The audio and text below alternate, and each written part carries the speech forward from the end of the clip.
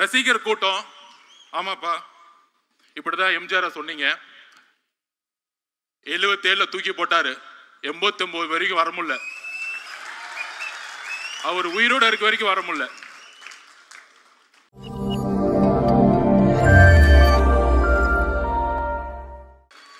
அடுத்து வர இருப்பவர் தலைப்புச் செய்திகள் காத்திருக்கக்கூடிய ஒரு உயர்ந்த மனிதர்.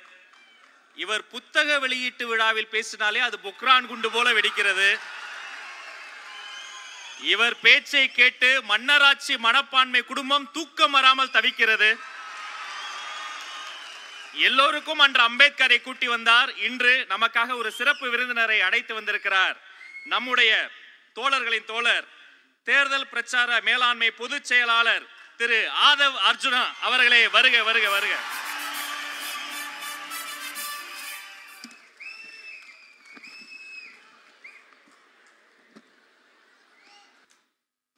நிரந்தர தலைவர்,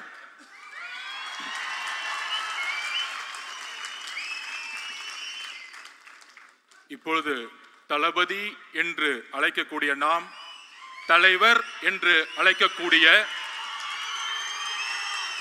ஒரு பரிணாமத்தை நோக்கி சென்று கொண்டிருக்கின்ற நம்மளுடைய தலைவர், கொள்கை தலைவர், எதிர்காலம் அல்ல இன்றைய எதிர்காலம், எப்பொழுதும் தமிழகத்தின் முகம் நம்மளுடைய தலைவர் அவர்களுக்கு என்னுடைய வணக்கம். தமிழக வெற்றி கழகத்தில் என்னுடைய முதல் உரை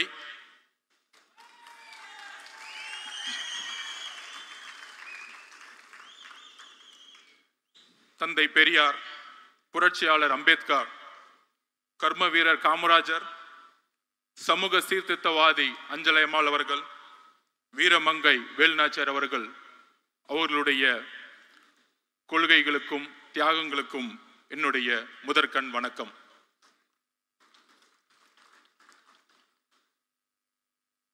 பிறப்பால் ஒரு தலைவர் உருவாக கூடாது, மன்னராட்சி ஒழிக்கப்பட வேண்டும் என்கின்ற ஒரு உண்மையை கூறியதற்காக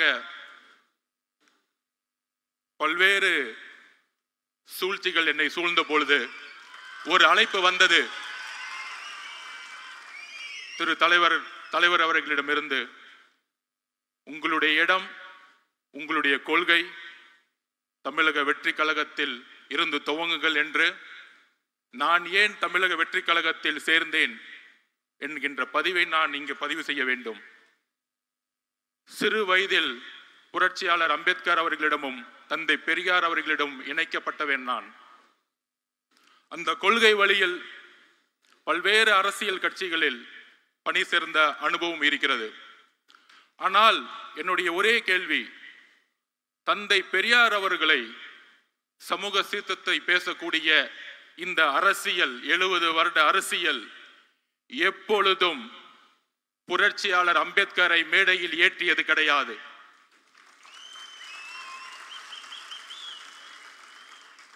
இரு பெரும் தலைவர்கள், அது ஆண் பெண் என்ற பாகுபாடு இல்லாமல் தமிழக வெற்றி கழகத்தின் எந்த ஆளுமையை, தமிழகத்தில் தன்னுடைய தியாகத்தை செய்தவர்களை ஐபெரும் தலைவர்களாக, கொள்கை தலைவர்களாக நியமித்து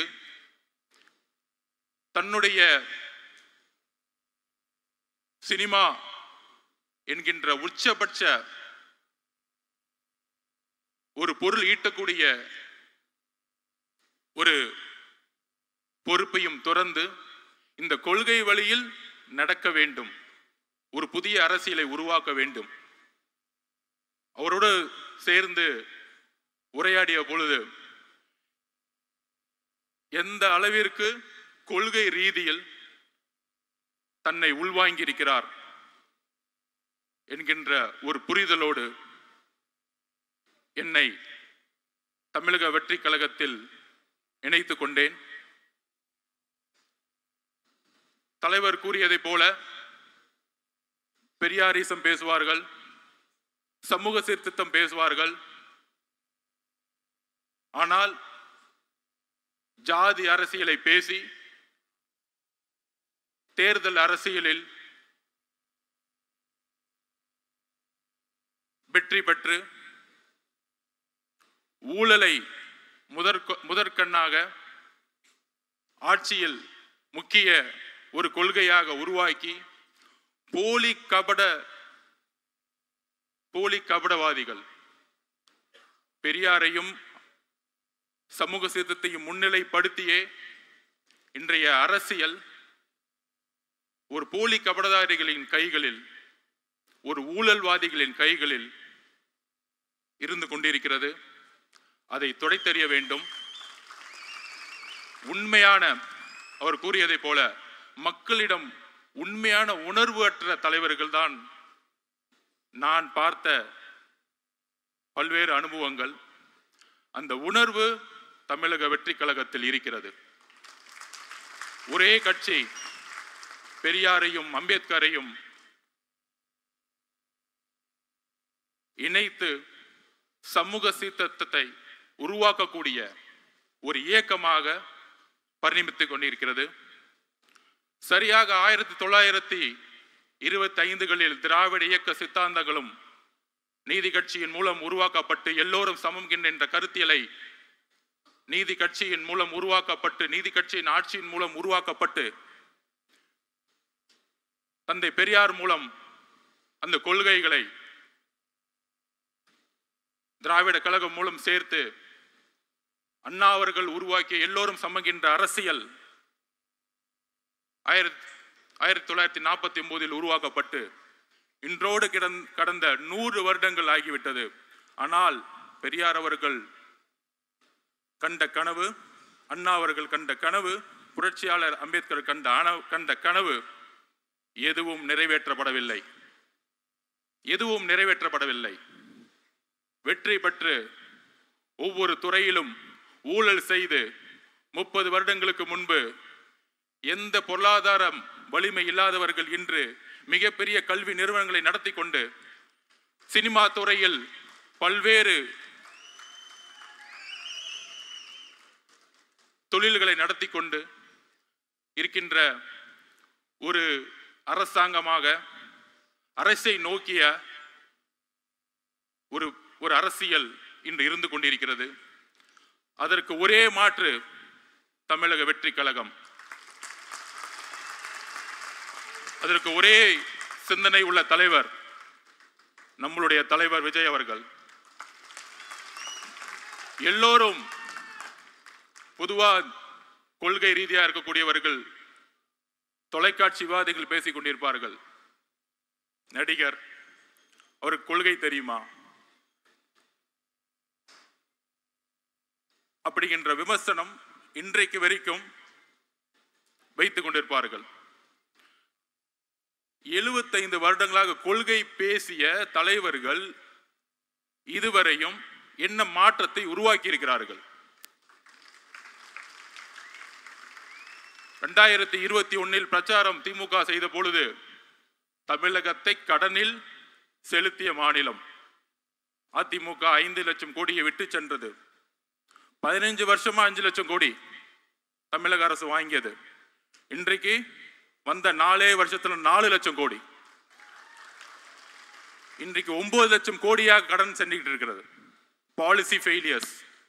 கொள்கைகளை பேசி, மேடைகளில் பேசி, மக்களிடம் கவர்ச்சியை ஏற்படுத்தி, அந்த கவர்ச்சி மூலம் ஆட்சியை ஏற்படுத்தி, அந்த ஆட்சியின் மூலம் ஊழலை மட்டுமே செய்து கொண்டிருக்கின்ற ஒரு அரசாங்கம் தான் இன்றைக்கு இருந்து கொண்டிருக்கிறது. மேம்பட்ட நாடுகளில் ஊழல் எப்படி இருக்குன்னா, வளர்ச்சி ஊழல், பொருளாதாரத்தை உருவாக்குவாங்க, அதுல ஊழல் இருக்கும். இங்க கடனை உருவாக்கி அதுல ஊழல் பண்றாங்க. இதுதான் பிரச்சனை. ஊழல் பண்றீங்க, ஒரு பொருளாதாரத்தை உருவாக்கி ஊழல் பண்ணா கூட ஒரு பெரிய புரட்சியை மேலை நாடுகளை பார்க்கலாம். இங்க கடனை உருவாக்கி ஊழலை செய்து கொண்டிருக்கிறார்கள். நம்மளுடைய தலையில எல்லாம் 9 லட்சம் கோடி இருக்கு. இன்னைக்கு 4 வருஷத்துல 4 லட்சம் கோடி. கேட்டா பொருளாதாரம் வளர்ந்துருச்சு, 10 லட்சம் கோடியை கொண்டு வந்துட்டோம். எல்லாமே மீடியா செட்டிங், பக்கா செட்டிங். செட்டிங் பண்ற தவிர எதுவுமே தெரியாது. நான் ஒன்னே ஒன்று கேட்குறேன், என் தலைவரை பார்த்து நடிகருக்கிறீங்க. அவர் எப்பவுமே சொன்னார், இப்ப கூட பதிவில், என்னுடைய ஒரே ஒரு கமிட்மெண்ட் இருக்கு, முடிந்த உடனே என்னுடைய வாழ்க்கை முழுவதும் மக்களுக்காக டிக்ளேர் பண்ணிட்டார்.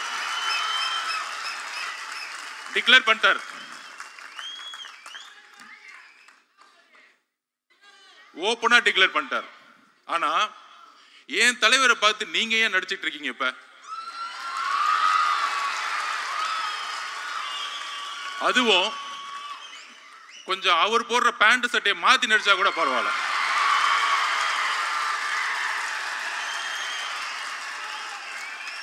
இதுல இருந்து ஒரு பதிவாகுது, உங்களுக்கு முதல்வரும் ரசிகர் தான்.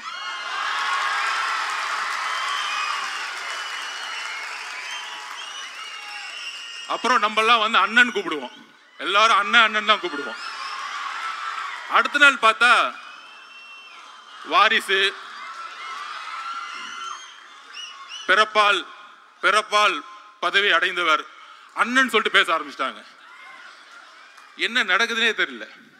சோ தூக்கத்துல எல்லாம் இப்ப என்ன நடக்குதுன்னா, ஆளுங்கட்சிக்கு தூங்கும் போது நடக்கும் பொழுது இந்த கூட்டத்தை எப்படி அடக்கிறது? நம்ம மணி சொன்ன மாதிரி இது என்ன களிமண்ணா? ரசிகர் கூட்டம். ஆமாப்பா, இப்படிதான் எம்ஜிஆர் சொன்னீங்க, 77 தூக்கி போட்டாரு, 89 வரைக்கும் வர முடியல, அவர் உயிரோடு இருக்க வரைக்கும் வர முடியல.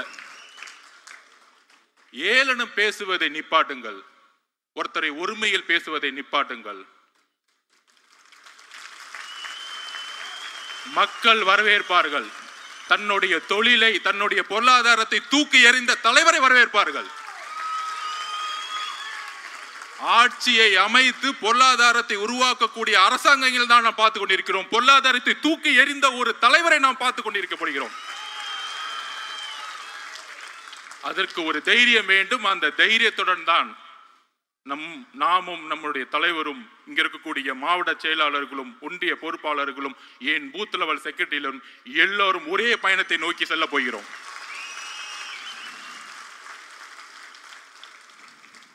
நம்ம ஜெனரல் செக்ரட்டரி அண்ணன் இது கிளம்பும் போது 4 மணி, ஆனா 6 மணிக்கு இருந்தார் காலையில. புதுசா உட்கார்ந்து மேடையில யூடியூப்ல உட்கார்ந்துட்டு ஜான் ஆரோக்கிய சுவாமிக்கும் மாதவர்ஜுனாவுக்கும் பொருளாளர் அவர்களுக்கும் பொதுச் செயலாளருக்கும் பிரச்சனை. டைம் வேஸ்ட் பண்ணாதீங்க. நாங்க ரொம்ப கிளியரா இருக்கும், ஃபோக்கஸ்டா இருக்கும். நான் ஸ்போர்ட்ஸ் மேன், அண்ணன் நம்பர் 1, நடிகர் இல்ல, இண்டஸ்ட்ரியோட நம்பர் 1. நிறைய பேர் வந்து சினிமாவில் நடிச்சாங்க, எதுக்குன்னா பிரபலம் ஆகணும், பிரபலம் ஆன அரசியலுக்கு வரணும், அரசியல் ஆனவன துணை முதலமைச்சர் ஆயிடணும், அவ்வளவுதான். இங்க உண்மையா இருந்து நம்பர் 1 இருக்காரு ஒரு இண்டஸ்ட்ரியில. அதுக்கு ஒரு தைரியம் வேணும், அதுக்கு ஒரு உழைப்பு வேணும், அதுக்கு ஒரு கமிட்மெண்ட் வேணும், அதுக்கு ஒரு மக்கள் ஆதரவு வேணும். இங்க மக்கள் ஆதரவு இல்லாம யாராலையும் நம்பர் 1 ஆக முடியாது. நீங்க எந்த விதமான ராஜாங்கத்தை உருவாக்கலாம், நீங்கள் எந்த விதமான மன்னராட்சியை உருவாக்கலாம். 1917 ரஷ்ய புரட்சி, 1789 பிரெஞ்சு புரட்சி, இந்த புரட்சியை படியுங்கள். இந்த மன்னராட்சி அதிகாரத்தை யூஸ் பண்றது, எங்க கட்சிக்காரங்க மேல எஃப்ஐஆர் போடுறது, சிறை செல்வதற்கும் நாங்கள் தயார்,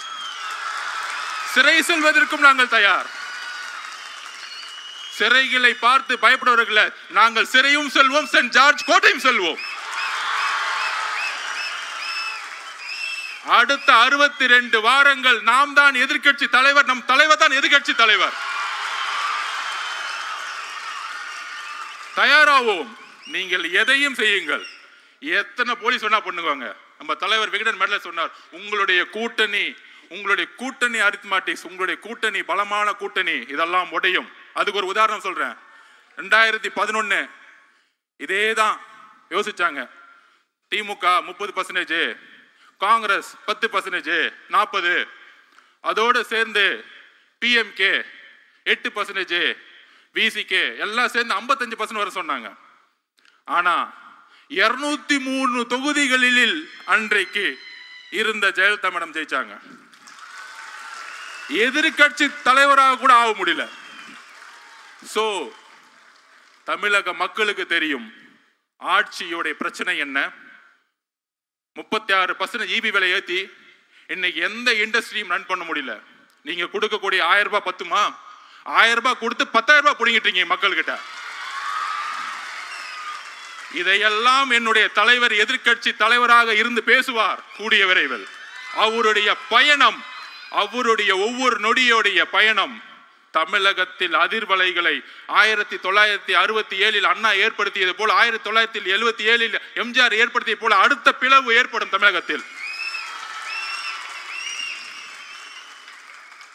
அதற்கு எல்லா அஜெண்டா ரெடி, எல்லாமே பிளானிங் ரெடி. எல்லாரும் சொல்லுவாங்களே தேர்தல் அரசியல் இவங்களுக்கு தான் எல்லாம் தெரியும். ஒரு பெரிய மினிஸ்டர் அவர் வந்து பூத்துக்கு 10,000 ரூபாய் கொடுப்பாரு. அவர் வந்து கோயம்புத்தூர் பக்கம் வந்து எல்லாத்தையும் பார்த்துக்குவாரு. ஒருத்தர் திருச்சி பக்கம் பார்த்துக்குவாரு, ஒருத்தர் வந்து திருவண்ணாமலை பக்கம் பார்த்துக்குவாரு. 10 இன்ஜினியரிங் காலேஜ் வச்சிருக்காங்க. 1967 மக்கள் தூக்கி போட்டதும் 1977 திரு எம்ஜிஆர் அவர்களை கொண்டு வரும் போதும் பண பலத்தை நோக்கி இல்ல, மக்கள் செல்வாக்கை நோக்கி. எங்களிடம் பணம் இல்லாமல் இருக்கலாம், ஆனால் உழைப்பு இருக்கிறது, தைரியம் இருக்கிறது, நல்ல தலைவர் இருக்கிறார், அதோடு சேர்ந்த உண்மை கொள்கை இருக்கிறது. So agenda ready. முக்கியமா அடுத்தது ஒரு விஷயம், திரு ஜன்சுராஜ் தலைவருடைய பிரசாந்த் கிஷோர் அவர் ஏன் இங்க வந்தார்? 2021 திமுக வரும்போது ஏன் அந்த கொஸ்டின் வரல? பயம், வேற ஒண்ணு இல்ல, பயம். ஒரு தலைவரை நோக்கி, எங்கள் தலைவரை நோக்கி பல அறிவாளிகள் வருவது ஒரு இயற்கை. இதுல என்ன தவறு? இதுல என்ன தவறு இருக்கிறது? ஃபுட்பால்ல மெஸ்ஸி சொல்லுவாரு, நான் வேர்ல்டு கப் நம்பர் 1 இருக்கிறதுக்கு முக்கியமான காரணம், ஜெயிச்சதுக்கு என்ன காரணம்னா இது ஒரு டீம் கேம், குழுவோடு சேர்ந்து விளையாண்டதனால் நான் நம்பர் 1 ஆனேன். நாங்கள் வந்து ஒரு 45 சீட்டு கொடுங்க, அந்த 45 சீட்டை வாங்கிட்டு எம்எல்ஏ ஆகிறதுக்கு வரல, ஆட்சி அமைக்க வந்திருக்கோம், மக்களோட பேரோட ஆட்சி அமைக்க வந்திருக்கோம்.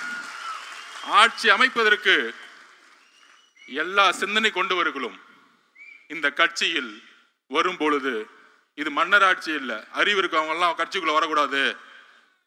ஒரு துதிப்பாடிகளும் இந்த சட்டசபையில பார்ப்போமே, பாலிசி மேக்கிங் 10 மானிய கோரிக்கை ஒரே நாள் நிறைவேற்றிடுவாங்க. 10 மானிய இனியா நிறைவேற்றி பார்த்துருக்கீங்களா? ஏன்னா துதிப்பாடல், வாழ்க வாழ்க வாழ்க, தமிழக மக்கள் ஒளிக ஒளிக ஒளிக, இதுதான் போயிட்டு இருக்கோம். நாங்கெல்லாம் மேலே போயிட்டே இருப்போம், நாங்கெல்லாம் ரோட்ல நின்றுட்டு இருப்போம். இவ்வளவுதான் சட்டசபை இப்படிதான் போயிட்டு இருக்கு. இதை உடைத்தெறிய திரு ஜான் ஆரோக்கியசாமி எப்பொழுது நமக்காக வேலை செய்து கொண்டிருக்கிறார்களோ, நானும் என்னுடைய பங்கு இருக்கிறதோ, இங்க இருக்கக்கூடிய மாவட்ட செயலாளர், பொருளாளர், பொறுப்பாளர்கள், ஜெனரல் செக்ரட்டரி, அதோடு சேர்ந்து ஜன்சிவராஜ் பார்ட்டியுடைய தலைவர் நம்மளோடு இணைந்து வேலை செய்ய வராரு. இல்லைன்னா தவறு. நம்மளுடைய கொள்கைகளை, நம்மளுடைய ஐப்பெரும் தலைவர் கொள்கைகளை, நம்மளுடைய எல்லா கொள்கைகளையும் உள்வாங்கி அதற்கான தேர்தல் பிரச்சாரத்தில் நம்மளோடு சேர்ந்து இன்னும் பல பேர் வரதுக்கு ரெடியா இருக்கிறாங்க. இன்னும் பல தலைவர்கள் வர ரெடி போறாங்க. இன்னும் பல பூகங்கள் வரப்போகுது. சோ அதனால எப்படி நூற்றாண்டுகள் கழித்து ஒரு புதிய மாற்றங்களும் புரட்சிகளும் உருவாகுமோ, அவரை பத்தி நான் ஒண்ணு சொல்லணும். பிரசாந்த் கிஷோர் அவர்களை அவரோட பயணித்ததுல 2021 1990க்கு அப்புறம் மெஜாரிட்டி கவர்மெண்ட் திமுக வந்ததே கிடையாது. அவருடைய சிந்தனைகளும் ஒரு முக்கிய காரணம் வெற்றி பெற்றதுக்கு 2021. அதே போல வெஸ்ட் பெங்கால்லையும் டெல்லி எலெக்ஷன்லையும் கெஜ்ரிவால் அவர்களை வின் பண்ண வைக்கும் பொழுது நான் தனிப்பட்ட முறையில் பார்த்துருக்கேன். மிகப்பெரிய prime minister, home minister campaign, பெரிய கேம்பெயின் போன எலெக்ஷன்ல. ஆனா அதுக்கான அந்த நேரத்தில் வந்து திரு கெஜ்ரிவால் அவர்கள் ஜெயிக்க முடியாதுங்கிறத சொன்னிச்சு. ஒரு சிந்தனையை கரெக்டா வந்து ஒரு டிசைன் பண்ணாரு, கட்சியோடைய கோஆர்டினேஷன்ஸை உருவாக்குனாரு. அந்த கோஆர்டினேஷனோட சேர்ந்து வரும் பொழுது அன்றைக்கு பிஜேபி மிகப்பெரிய தோல்வியை ஏற்படுத்தியது. ஸோ இன்னைக்கு இன்னும் மிகப்பெரிய தலைவர்கள், மிகப்பெரிய ஆளுமைகள் வரக்கூடாது என்பது நிச்சயமல்ல.